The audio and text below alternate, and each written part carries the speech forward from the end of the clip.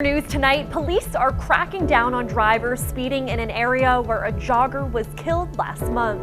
Plus, the Whitinsville corn maze celebrates Rob Gronkowski's career, featuring the former New England Patriot in a familiar pose.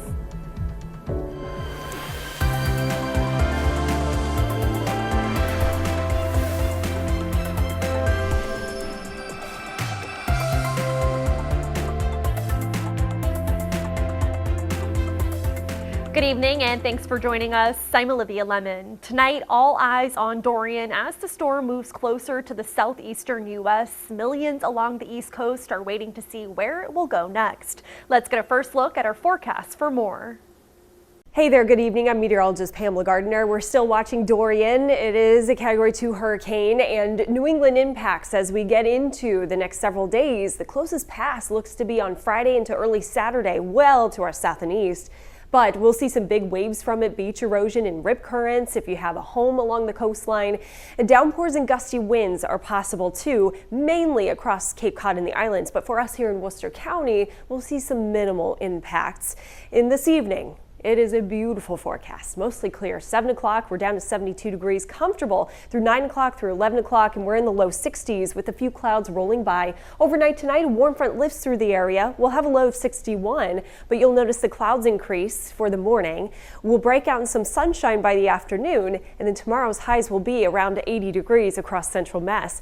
And yes, there's a chance for a couple of showers or thunderstorms, especially in the evening. So warm and humid for your Wednesday. I'll have the hour-by-hour timing with the rain and storms coming up in your 10-day. All flights from Worcester Regional Airport to Orlando are canceled due to the hurricane. Orlando International Airport stopped commercial operations as of 2 a.m. this morning, and they aren't expected to reopen until 5 p.m. Wednesday. Durian isn't hitting Florida as hard as originally expected, and the storm is moving north. The massive hurricane impacting travelers during the Labor Day weekend. AAA Northeast advises to check the latest flight schedules and weather reports. They say more than 1,700 flights have already been canceled, and anyone who planned on traveling south may have to wait until accommodations are ready. You still have issues with the infrastructure. We've got water, power. When does power get restored? Some of the hotels, how much damage, water damage, structural damage. So it does take a while for a place to come back. Some places come back a lot quicker than others. So we just have to, it's a wait and see. AAA also says several airlines and hotels are expected to give out waivers over the next few days. A 51-year-old Millbury man was hit and killed in Sutton while jogging last month. Sutton police say they are still receiving reports of drivers speeding in the same area of the crash and are stepping up patrols. Our Chandler Walsh joins us in Sutton with more. Chandler.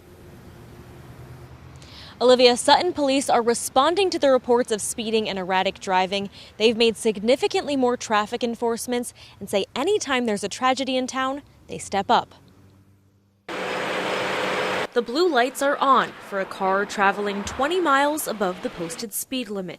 Sutton police are increasing patrols on Singletary Avenue, where a jogger was killed in a hit-and-run last month. To put it into words, it's very difficult, but it hit us all pretty hard. Before pulling this car over, Officer William Jakes caught another one going even faster. The department has pulled over dozens of cars on this street since the hit and run, reminding people to slow down. We all kind of have stepped up and done extra patrols in the area, done extra radar assignments, as well as we're looking for other trouble areas in town. Wilfred Tremblay discovered the body of Daniel DeLima hours after he was hit. Tremblay says the straightaway is notorious for speeding. We've got to slow the traffic down on this road, and whatever it takes. I don't care if they put speed bumps in the road, but they've been going too fast here for too long. Tremblay put up slow down signs near his property and says something needs to change. He's thankful Sutton police are taking action. You start hitting people in the pocketbook, and that's going to make them wake up. That's the only way. Officers aim to crack down on speeding in town so a tragedy like DeLima's death doesn't happen again. My wife and I are having a really hard time with this. Families live here. My family lives here. There's kids playing in the area here. It's not a speedway. Residents with speeding complaints or radar requests can call the Sutton Police Department or message their Facebook page. Officer Jake says they'll respond by sending an officer to those areas. In Sutton, Chandler Walsh, Worcester News Tonight. Two proposed bills would allow undocumented immigrants living in Massachusetts to get their driver's license. A hearing is set for Wednesday at the State House. The bills would allow all qualified residents, regardless of their immigration status, to receive a standard driver's license. Other lawmakers have signed on to the bill, including Senator Jamie Aldridge. In a statement, he says in part, at a time when ICE agents are targeting undocumented immigrants in all of our communities for deportation, having a driver's license removes a path to arrest that entangles too many immigrants in Donald Trump's mass deportation machine. Today, family and friends said their final goodbye to a fallen soldier from Chicopee. 31-year-old Master Sergeant Luis De Leon Figueroa was killed last month during combat operations in Afghanistan. A private service was held today before his burial at the Massachusetts Veterans Memorial Cemetery in Agawam. His body arrived at Westover Airport yesterday. A newly approved device allows doctors to treat brain aneurysms in a less invasive procedure. The device has already been used 3,000 times, and doctors at UMass Memorial Medical Center are among the first in the area to use it. Our Erin Keating explains.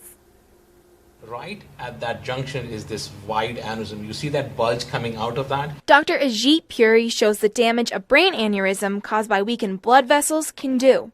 He is one of 2 doctors at UMass Memorial Medical Center now using the treatment device called Comaneci. This device regulates blood flow while doctors work to repair the damaged blood vessel. Once we have packed this enough, we can, with a clicker, almost close this device and this device comes out. Comaneci was approved by the FDA in May. UMass Memorial is the first hospital in New England to use it. Puri says the device is inserted in either a patient's wrist or groin and does not involve brain surgery. Next day morning, after breakfast, they can go home and I kid you not, a lot of time they say, can you give us some proof to show us that we had an aneurysm repaired, because nobody's going to believe we had a brain aneurysm surgery done. Puri uses the device with fellow UMass Memorial Dr. Francesco Mazzari. He says the symptoms of a brain aneurysm happen quickly and require immediate attention. So most of the time it's out of the blue. You have this kind of like the worst headache you ever had in your life. And that's exactly when the aneurysm rupture and when it becomes emergent, the treatment of this kind of condition. Brain aneurysms happen every 18 minutes, so Puri says growing with technology like Comaneci is valuable and saves lives. As technology moves forward, we have to get on board with these new technologies.